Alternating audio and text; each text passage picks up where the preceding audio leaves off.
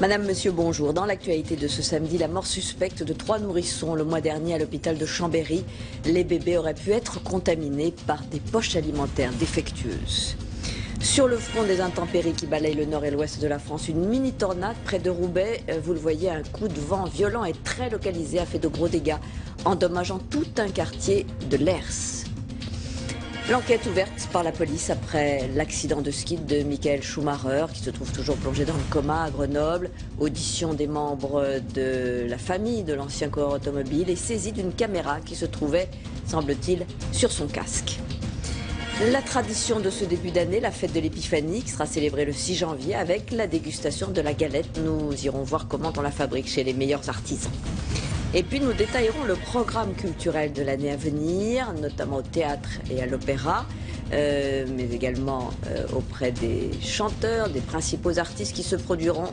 Nous vous ferons découvrir les spectacles attendus dans les mois qui viennent.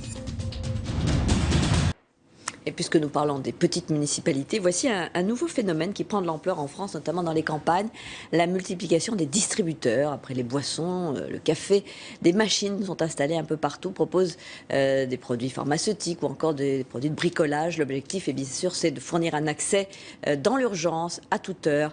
En Touraine, un exemple avec Jean-Philippe Helm et Fabrice Rosassi. Voilà, je vais ouvrir cette porte qui donne accès à l'appareil. Hop. Ampoule, lame de scie, flexible de douche, voici la dernière nouveauté au pays des distributeurs. Véritable bouée de sauvetage pour bricoleurs du dimanche et des jours fériés. Des rivets, des joints, des fusibles, ce ne sont que des produits de dépannage. Et donc ça rentre complètement dans notre stratégie de service. Car un client dépanné est un client satisfait qui revient lorsque le magasin est ouvert. Moi, ça m'est arrivé d'avoir un problème le soir pour changer un joint. Bon, effectivement, là, ça peut être utile. Oui. On a toujours besoin de visseries, de joints d'étanchéité pour la plomberie ou autre aussi. Et du coup, oui, je pense qu'on sera amené à utiliser la machine. Quand le magasin est fermé, après, c'est vrai que je préfère aller dans le magasin. Et quand le magasin est désespérément fermé depuis 4 ans, comme cette boulangerie, c'est le boulanger du village voisin qui installe et alimente un distributeur de pain frais. Le matin, j'en mets 60 et après, 11h30 à peu près, je réalimente en fonction de ce qui manque. Surtout pour les personnes âgées, c'est du service. On n'a plus que ça.